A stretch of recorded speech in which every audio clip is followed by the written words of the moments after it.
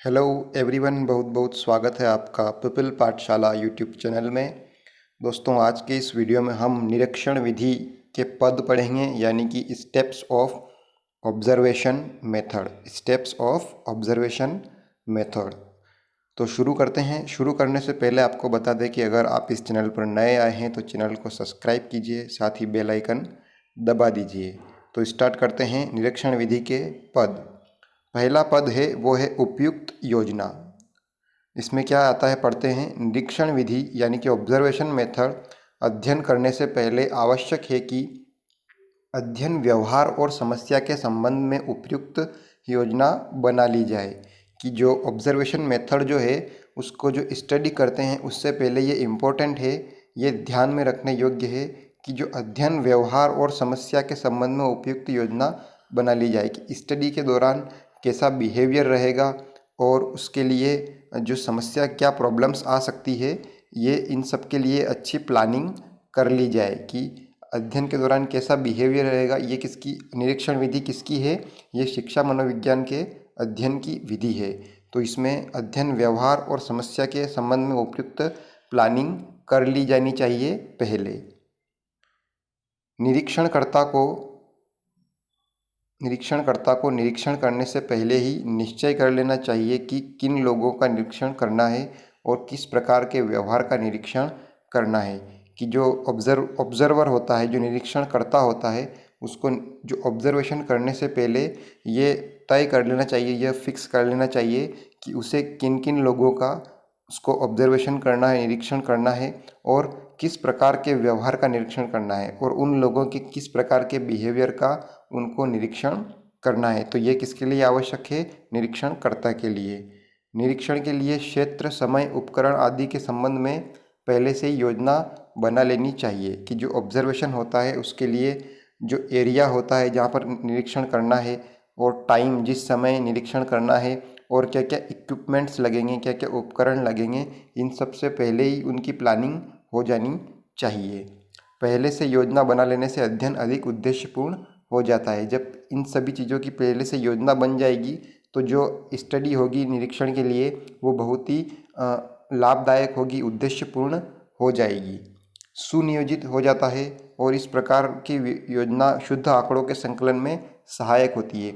जब सभी उपकरण, सभी समय, क्षेत्र सभी फिक्स होंगे तो जो स्टडी होगी उससे जो आंकड़े प्राप्त होंगे, जो डेटा प्राप्त होगा, उनको इकट्ठे करने में बहुत ही मदद मिलेगी और डेटा अच्छे से हम ले सकते हैं। निरीक्षण विधि का दूसरा पद जो है, स्टेप है, वो देखते हैं ऑब्जर्वेशन मेथड की। वो है व्यवहार का निरीक्षण, यानी कि बिहेवियर का ऑब्जर्वेशन। Observation of behaviour. निरीक्षणकर्ता अध्ययन, समस्या, व्यवहार और उपकरण आदि के संबंध में पहले से योजना बना लेने के बाद योजना के अनुसार पूर्व निश्चित उपकरणों और आँखों की सहायता से व्यवहार का निरीक्षण प्रारंभ करता है। सेकंड स्टेप में क्या आता है कि जो ऑब्जर्वर होता है वो अध्ययन, समस्या, व्यवहार और उपकरण आदि के संबंध में कि जो प्रॉब्लम होती है, बिहेवियर होता है और जो इक्विपमेंट होते हैं उनके रिलेटेड में, उनके संबंध में पहले से ही योजना बना लेता है और उस योजना के अनुसार पूर्व निश्चित उपकरणों और आँखों की सहायता से व्यवहार का निरीक्षण प्रारंभ करता है। और इन सभी उपकरणों की सहायता से और आँखों की सहायता से उसको खुद को देख के वो जो बिहेवियर होता है उसको ऑब्जर्व करना स्टार्ट करता है। निरीक्षण करते समय निरीक्षणकर्ता व्यवहार के उन पक्षों का निरीक्षण अधिक ध्यान से करता है जो उसकी अध्ययन समस्या से संबंधित है। कि जब ऑब्जर्वर जो है ऑब्जर्वेशन करता है, निरीक्षण करता है, तो वो जो बिहेवियर के उन पक्षों का निरीक्षण, जो बिहेवियर के जो जो पॉइंट्स होते हैं, जो जो पक्ष होते हैं, उनकी उनकी जो निरीक्षण कैसे करता है, उनको बहुत ही ध्यान से करता है, जो उनके अध्ययन समस्या से संबंधित है। जो निरीक्षणकर्ता की जो अध्ययन की जो स्टडी की जो प्रॉब्लम है उससे जो रिलेटेड होंगे उनका वो अध्ययन ध्यान से करता है एवं पूर्व योजना अनुसार है। वह निरीक्षणों के साथ साथ विभिन्न उपकरणों की सहायता से व्यवहार को भी नोट करता है। और वो निरीक्षण तो करता ही है, उसके साथ साथ बहुत सारे जो इक्विपमेंट्स होते हैं उनकी हेल्प से उनके बिहेवियर को भी उनको बिहेवियर को भी देखता रहता है। तीसरा जो पॉइंट है वो है व्यवहार को नोट करना। निरीक्षणकर्ता व्यवहार को नोट करने का कार्य निरीक्षणों को करने के साथ साथ करता है। कि जब वो अध्ययन करता है, हमने पढ़ा ना पहले यहाँ पर कि जो अध्ययन समस्या से संबंधित है उन्हें पूर्व योजनानुसार है, वह निरीक्षण के साथ साथ विभिन्न उपकरणों की सहायता से व्यवहार को नोट करता है। तो निरीक्षण के साथ साथ व्यवहार को नोट करने में वो निरीक्षण करने के साथ साथ ही करता है, व्यवहार को नोट करने के लिए भी वो उपकरणों का उपयोग करता है। ठीक है दोस्तों, जैसे मूवी कैमरे के उपयोग से किसी भी प्रकार के व्यवहार का निरीक्षण को सरलता से नोट किया जा सकता है। जैसे वो किसी का निरीक्षण कर रहे हैं तो वहाँ पर कैमरा लगा दिया तो उससे वो उसका निरीक्षण कर सकते हैं कि वो कैसे फील कर रहा है, कैसे मूवमेंट से उसके कैसी उसकी चाल ढाल है। इसी प्रकार से व्यवहार से संबंधित संवादों को टेप रिकॉर्डर की सहायता से नोट किया जा सकता है। अगर वो कुछ बोलता है तो उसकी जो टेप रिकॉर्डर होता है उससे वो रिकॉर्ड कर सकता है, उससे वो नोट कर सकता है डेटा को। अध्ययनकर्ता व्यवहार के उन पक्षों को अधिक सावधानी और ध्यान से नोट करता है जो उसकी अध्ययन समस्या से संबंधित है। अब वो जिस स्टडी में जो प्रॉब्लम आ रही है उससे रिलेटेड जो भी प्रॉब्लम्स हैं उनको वो बहुत ही सावधानी से, बहुत ही ध्यान से नोट करता है अध्ययन करता, उनके जो बिहेवियर से।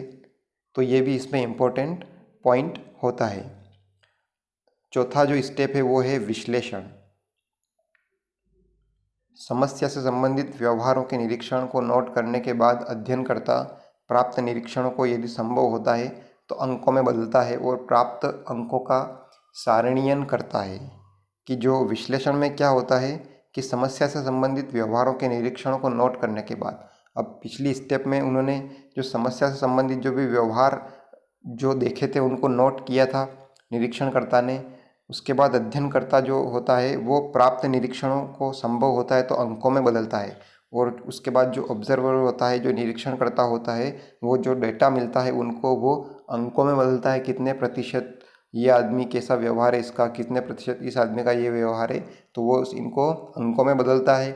प्राप्त अंकों का सारणीयन करता है और जो भी अंक मिलते हैं उनको एक सारणी बना लेता है जिसमें वो बताता है कि कहाँ कहाँ पर कौन कौन से पॉइंट पर ऐसी सारणी बन जाती है ना, देखी होगी आपने मैथ्स में। तो यहाँ पर ए एक्स होता है, यहाँ पर वाई होता है और वो सारणी कैसे ऊपर चलती है, ये ऐसी सारणी देखी होगी आपने। तो ऐसी सारणी बनाता है अंकों के आधार पर और उनका विश्लेषण करता है, उनको एनालिसिस करता है। यदि निरीक्षित व्यवहार को अंकों में परिवर्तित करना संभव नहीं होता है तो किसी अन्य कसौटी के आधार पर निरीक्षित व्यवहार को विश्लेषण किया जाता है। बहुत सारे जो डाटा होते हैं उनको जो व्यवहारिक डाटा होते हैं उनको अंकों में जो लिख नहीं सकते हैं तो उनको अलग प्रकार से लिखा जाता है या अलग प्रकार से व्यक्त किया जाता है। अगला जो स्टेप है वह है व्याख्या और सामान्यीकरण। निरीक्षित व्यवहार का विश्लेषण करने के पश्चात व्यवहार की व्याख्या की जाती है। यदि संभव होता है तो व्यवहार की व्याख्या विभिन्न सिद्धांतों के आधार पर की जाती है। कि जब वो निरीक्षण पूरा हो जाता है तो उसके जो एनालिसिस होता है, एनालिसिस करने के बाद उन डेटा का उसके बाद जो बिहेवियर होता है उसकी व्याख्या की जाती है, उसको एक्सप्लेन किया जाता है। यदि संभव होता है तो व्यवहार की व्याख्या विभिन्न सिद्धांतों के आधार पर की जाती है। और अगर जहाँ तक पॉसिबल होता है वहाँ पर जो बिहेवियर का जो एक्सप्लेनेशन है वो निम्न जो थ्योरीज होती है उनके आधार पर की जाती है अथवा व्यवहार के कारणों पर प्रकाश डालने का प्रयास किया जाता है। और निरीक्षण के बाद जो आदमी का व्यवहार दिखता है वो किस प्रकार से उत्पन्न हुआ, उसके क्या क्या रीजंस थे, उन पर लाइट डाली जाती है, उन पर प्रकाश डाला जाता है, उन पर ध्यान दिया जाता है। मनोवैज्ञानिकों के अध्ययन बहुधा प्रतिदर्श की सहायता से किए जाते हैं। कि जो साइकोलॉजिकल जो स्टडीज़ होती है वो सैम्पलिंग की हेल्पिंग से होती है। सैंपल लिए जाते हैं, उसमें हर भाग का थोड़ा थोड़ा हिस्सा उसमें सैंपल लिया जाता है। अथवा मनुष्यों के अतिरिक्त विभिन्न प्रकार के पशुओं पर भी किए जाते हैं। कि ये जो ट्रायल्स होते हैं, ये जो अध्ययन होते हैं वो मनुष्यों के साथ साथ जानवरों पर भी किए जाते हैं। जब अध्ययन पशुओं पर किए जाते हैं अथवा पशुओं का प्रतिदर्श लेकर अथवा मनुष्यों का प्रतिदर्श लेकर अध्ययन किया जाता है तो इस अवस्था में प्राप्त परिणामों के सामान्यीकरण की आवश्यकता होती है। कि या क्या बोल रहे हैं कि मनुष्यों के अतिरिक्त विभिन्न पशुओं पर भी प्रयोग किए जाते हैं। जब अध्ययन पशुओं पर किए जाते हैं अथवा पशुओं का प्रतिदर्श लेकर, प्रतिदर्श यानी क्या होता है, सैंपल, कि जो जानवर होते हैं उनके सैंपल लेकर या फिर जो आदमी होते हैं उनके सैंपल लेकर अध्ययन किया जाता है। इस अवस्था में प्राप्त परिणामों के सामान्यीकरण की आवश्यकता होती है।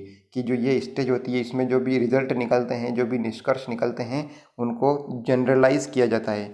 कि मानव में क्या चेंजेस आए और पशुओं में क्या चेंजेस आए, इनका एक जनरल रिजल्ट निकाला जाता है। समझ सकते हैं आप, सामान्यीकरण किया जाता है इन रिजल्ट का।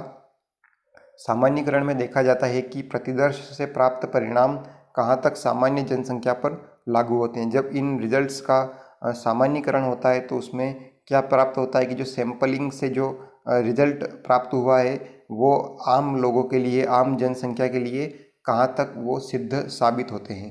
तो ये आज हमने पढ़े हैं निरीक्षण विधि के पद, यानी कि स्टेप्स ऑफ ऑब्जर्वेशन मेथड। आपका कोई सवाल हो इस प्रश्न से रिलेटेड तो कमेंट करके ज़रूर बताएं। इस वीडियो को लाइक कीजिए और आपके दोस्तों के साथ शेयर कीजिए और हमारे चैनल को सब्सक्राइब जरूर कीजिए और बेल आइकन दबा दीजिए। यहाँ तक आए हैं तो आपको देखने के लिए बहुत बहुत धन्यवाद। Thank you very much.